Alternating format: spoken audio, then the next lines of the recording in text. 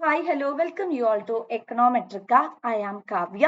അപ്പൊ നമുക്ക് നമ്മുടെ സ്കെഡ്യൂൾ പ്രകാരം ഇന്ന് പഠിക്കാനുള്ളത് കോസ്റ്റുമായിട്ട് റിലേറ്റ് ചെയ്യുന്ന കാര്യങ്ങളാണ്. അപ്പൊ കോസ്റ്റിന്റെ എല്ലാ ഡീറ്റെയിൽസും നമ്മുടെ ലൈവ് സെഷനിൽ ഡിസ്കസ് ചെയ്തിട്ടുള്ളതാണ്. ഓൾറെഡി തന്നെ നമ്മളുടെ സിലബസ് ഒക്കെ വരുന്നതിന് മുമ്പ് അത് സോൾവ് ചെയ്ത് വരികയും ഒരു ടേബിൾ തരുമ്പോൾ അതിൻ്റെ അകത്ത് ഒരെണ്ണം തന്നാൽ മറ്റൊരെണ്ണം എങ്ങനെയാണ് ഡിറൈവ് ചെയ്യുക മുതലായ കാര്യങ്ങളും നമ്മളവിടെ ചർച്ച ചെയ്തിട്ടുള്ളതാണ്.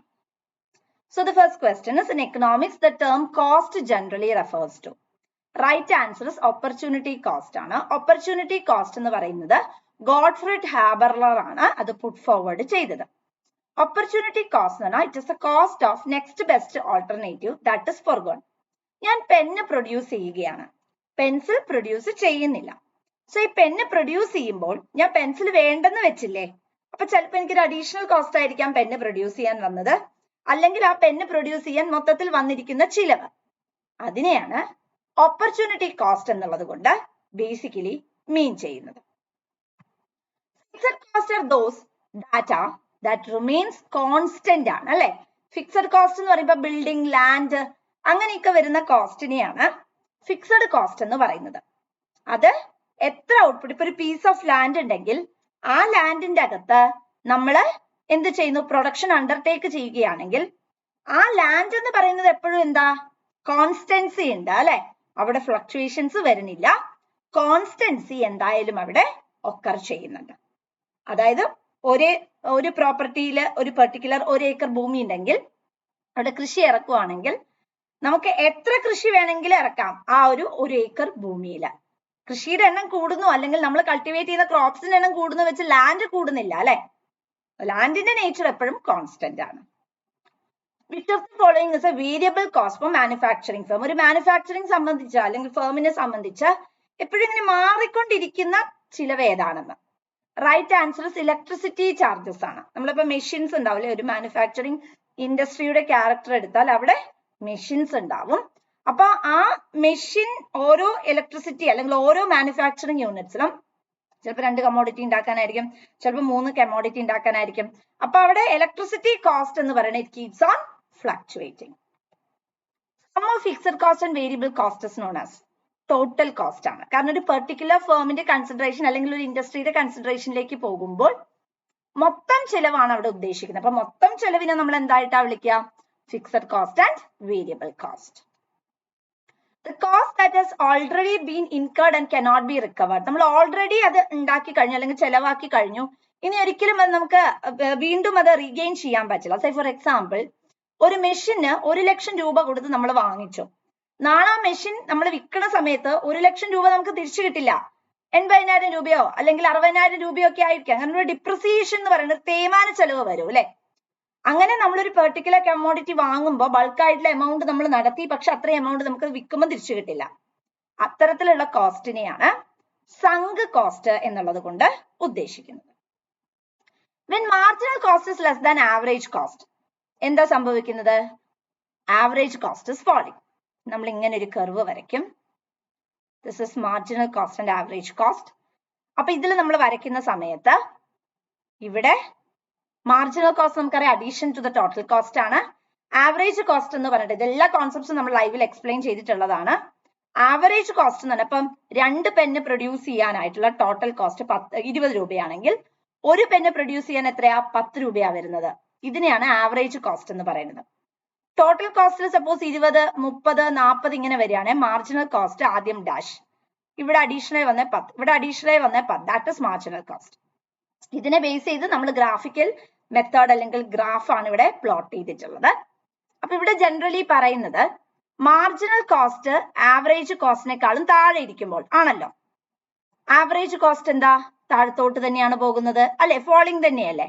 മാർജിനൽ കോസ്റ്റ് ആവറേജ് കോസ്റ്റിനേക്കാളും താഴെ ഇരിക്കുമ്പോൾ average cost is also falling.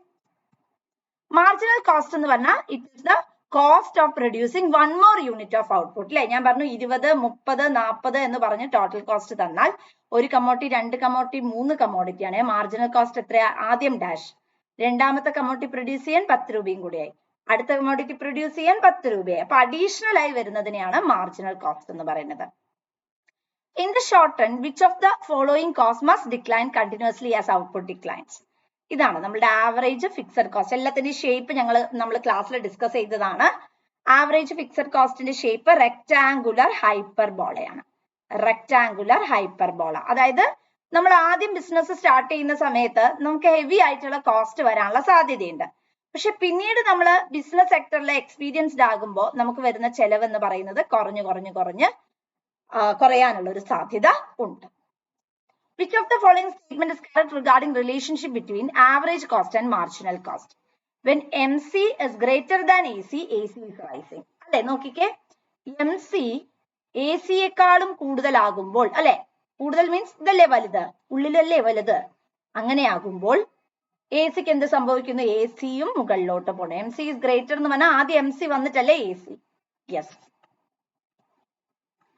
അടുത്തത് long run all cost are variable cost. Long run നമുക്ക് രണ്ട് പീരീഡ് ഉണ്ട്, ഷോർട്ട് പീരീഡും ഉണ്ട്, ലോങ് പീരീഡും ഉണ്ട്. ഷോർട്ട് പീരീഡ് എന്ന് പറയുമ്പോൾ നമുക്ക് ഫിക്സഡ് ഫാക്ടറും വേരിയബിൾ ഫാക്ടറും ഉണ്ട്. പക്ഷെ ലോങ് റൺ ആവുമ്പോൾ, അതായത് നമുക്ക് ഡിഫൈൻ ചെയ്യാൻ പറ്റില്ല, 1 വർഷം 3 വർഷം അങ്ങനെ 2 വർഷം അങ്ങനെയൊക്കെ പറയാമെങ്കിലും കൃത്യമായി നമുക്ക് പറയാൻ പറ്റില്ല. സോ ലോങ് റൺ എന്ന് പറയുമ്പോൾ എല്ലാ ഫാക്ടേഴ്സും അവിടെ എന്താ, വേരിയബിൾ ആയിട്ടാണ് വരുന്നത്. സപ്പോസ് ഫോർ എക്സാമ്പിൾ എന്റെ കയ്യിൽ 1 ഏക്കർ ഭൂമി ഉണ്ട്. അപ്പൊ 6 മാസം വരെ ആ 1 ഏക്കർ ഭൂമിയിലാണ് ഞാൻ കൃഷി ചെയ്തത്. അപ്പൊ ഭൂമി റിമെയിൻസ് കോൺസ്റ്റന്റ്, റൈറ്റ്? അപ്പൊ 6 മാസമാണ് എന്റെ ഷോർട്ട് പീരീഡ്. അത് കഴിഞ്ഞാൽ കുറച്ചുകൂടെ ഭൂമി അക്യുമുലേറ്റ് ചെയ്തിട്ടാണ് എന്ത് ചെയ്തത്, കൃഷി ചെയ്തത്. സോ 6 മാസം കഴിഞ്ഞാൽ എന്റെ ലോങ് റൺ ആയി. അപ്പൊ നമ്മളുടെ കയ്യിലുള്ള ഫാക്ടർ ഫിക്സഡ് ആയി വെച്ച് കൾട്ടിവേഷൻ ചെയ്യുന്നിടത്തോളം അത് ഷോർട്ട് റൺ ആണ്. അതിൽ വേരിയേഷൻസ് കൊണ്ടുവരുമ്പോഴാണ് ലോങ് റൺ. അല്ലാതെ ലോങ് റണ്ണിന് കൃത്യമായിട്ടുള്ള ഒരു ഡെഫിനേഷൻ നമുക്ക് പറയാനായി സാധിക്കില്ല. Cost incurred by a firm in purchasing or hire resources from outside. പുറത്തു നിന്ന് നമ്മളിപ്പം ഇന്റർവ്യൂസ് ഒക്കെ കണ്ടക്ട് ചെയ്യില്ലേ, അപ്പൊ നമ്മൾ പെർട്ടിക്കുലർ ബിസിനസ് യൂണിറ്റിൽ പുറമേ നിന്ന് ആൾക്കാരെ എടുക്കണമെങ്കിൽ അതിന് നമ്മൾ ഇൻകർ ചെയ്യുന്ന കോസ്റ്റ്, നമ്മൾ ഇന്റർവ്യൂ കണ്ടക്ട് ചെയ്യണം, ഒരു സ്ഥലം വേണം, അതിന് കുറെ റിക്രൂട്ട്മെന്റ് പ്രോസസ് ഉണ്ട് അല്ലെ. അപ്പൊ ആ കോസ്റ്റിനെ എക്സ്പ്ലിസിറ്റ് കോസ്റ്റ് എന്നാ പറയാം. Alternative one is sacrificed by using a resource in its best alternative use. അതായത് നമുക്ക് വേണ്ട, നമ്മളൊരു ബിസിനസ് യൂണിറ്റ് നടത്തുകയാണ്, ആ സാധനം വിൽക്കാതെ ആ ബിസിനസ് യൂണിറ്റിന് നമ്മളുടെ സെൽഫ് കൺസംഷന് വേണ്ടിയിട്ട് നമ്മൾ റിസോഴ്സസ് ഉപയോഗിക്കുകയാണെങ്കിൽ അതിനെ എന്തായിട്ടാ വിളിക്കാം, ഇംപ്ലിസിറ്റ് കോസ്റ്റ്. ഞാനൊരു കട നടത്തുന്നു, ആ കടയുടെ അകത്തുനിന്ന് സപ്പോസ് പെൻ പെൻസിൽ അങ്ങനെ മുതലായിട്ടുള്ള കടയാണെങ്കിൽ അതിന്റെ അകത്തുനിന്ന് പെന്നും പെൻസിലും എന്റെ മക്കൾക്ക് ഞാൻ തന്നെ എടുക്കുന്നു. So that is implicit cost.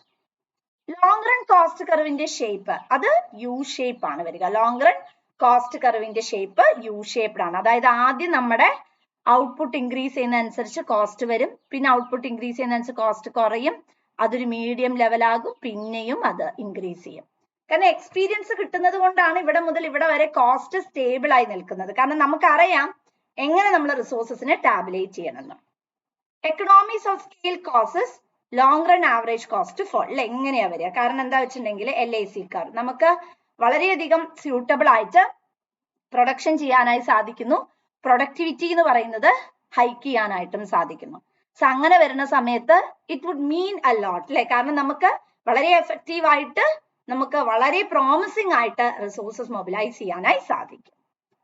If marginal cost is rising then നമ്മൾ പറഞ്ഞു അല്ലെ, അതായത് ഇവിടെ നമ്മൾ വരയ്ക്കുമ്പോൾ marginal cost, this is average cost, average total cost must be falling. No, തെറ്റല്ലേ? കാരണം മാർജിനൽ കോസ്റ്റ് ഇങ്ങനെ ഉയരുമ്പോൾ ആവറേജ് കോസ്റ്റ് ഉയരണം. Average total cost must be rising. No, average total cost അല്ല. കാരണം ആവറേജ് കോസ്റ്റ് എന്ന് പറയുമ്പോൾ ആവറേജ് ടോട്ടൽ കോസ്റ്റും വരും, ആവറേജ് ആവറേജ് ഫിക്സഡ് കോസ്റ്റും വരും, ആവറേജ് വേരിയബിൾ കോസ്റ്റും വരും. അപ്പൊ ആവറേജ് ടോട്ടൽ കോസ്റ്റ് എന്ന് പറയുമ്പോൾ നമുക്ക് ഒരിക്കലും അത് കൃത്യമായിട്ട് പ്ലഗ് ഇൻ ചെയ്യാനായിട്ട് സാധിക്കില്ല. Average total cost must be rising. Marginal ശരിക്കും അവിടെ സ്പെസിഫൈ ചെയ്ത് നമ്മളോട് പറയണമായിരുന്നു. ആവറേജ് ഇപ്പൊ സപ്പോസ് ഇവിടെ ആവറേജ് കോസ്റ്റ് എന്നായിരുന്നെങ്കിൽ നമുക്ക് ഇവിടെ പ്ലഗ് ഇൻ ചെയ്യാനായിട്ട് സാധിക്കും. Marginal cost curve must lie above average total cost curve. Marginal cost curve must lie above average total cost. അതും ശരിയാണ് അല്ലെ, അതും ശരിയാണ്. ഇവിടെ ടോട്ടൽ കോസ്റ്റ് എന്ന് പറഞ്ഞാലും പ്രശ്നമില്ല, പക്ഷെ കുറച്ചുകൂടി സ്പെസിഫൈ ചെയ്തിട്ടാണ് പറയേണ്ടത്. ശരിക്കും പറഞ്ഞിട്ടുണ്ടെങ്കിൽ എന്താ, ബി ആൻഡ് സി ആ വരേണ്ടത്. അങ്ങനെ ഒരു ഉത്തരം നമുക്ക് ഇവിടെ തന്നിട്ടില്ല, അതുകൊണ്ടാണ് നൺ ഓഫ് ദി എബവ് പോയത്. ശരിക്കും ഇവിടെ ബി ആൻഡ് സി എന്നായിരുന്നെങ്കിൽ we can go for that. A firm's cost producing 0 output is equal to fixed cost ആണ് വരുന്നത്. Which of the following is not an example of a fixed cost? Cost of raw materials. അത് fluctuate ചെയ്തുകൊണ്ടേ ഇരിക്കും അല്ലെ? കാരണം ഒരു product ഉപയോഗിക്കാൻ ഇത്ര raw material മതിയാവും, രണ്ടാമത്തെ പ്രൊഡക്റ്റ് ഉപയോഗിക്കാൻ ഇത്ര റോ മെറ്റീരിയൽ വേണ്ടി വരും. So it keeps on fluctuating. Opportunity cost is the cost of foregone alternatives. അല്ലെ? ഞാനത് ഓൾറെഡി ഫസ്റ്റ് ക്വസ്റ്റ്യനിൽ എക്സ്പ്ലെയിൻ ചെയ്തു. In the long run, the firm can adjust both fixed and variable factor. Fixed factors ഉം variable factors ഉം എന്ത് ചെയ്യാം? ഫേംസിനെ adjust ചെയ്യാം. പക്ഷെ ഒരു കാര്യം മനസ്സിലാക്കേണ്ടത്, അങ്ങനെ അഡ്ജസ്റ്റ് ചെയ്യുന്ന സമയത്ത് എന്ത് മാത്രമേ ഉണ്ടാവുള്ളൂ? ലോങ് റണ്ണില് വേരിയബിൾസ് അല്ലെങ്കിൽ വേരിയബിൾ ഫാക്ടർ മാത്രമേ ഉണ്ടാകൂ. Marginal cost curve average cost curve from its below ആണ്. Marginal cost curve average cost marginal കോസ്റ്റിന്റെ ബിലോ പൊസിഷനിലാണ് ഇന്റർസെക്ട് ചെയ്യുന്നത് അല്ലെ? യെസ്. സോ ഫ്രണ്ട്സ്, നമ്മൾ ഇന്ന് ഡിസ്കസ് ചെയ്തത് വളരെ വളരെ ഇമ്പോർട്ടന്റ് ആയിട്ടുള്ള കുറച്ച് ക്വസ്റ്റ്യൻസ് ആണ്. I hope this is clear for all. Thank U.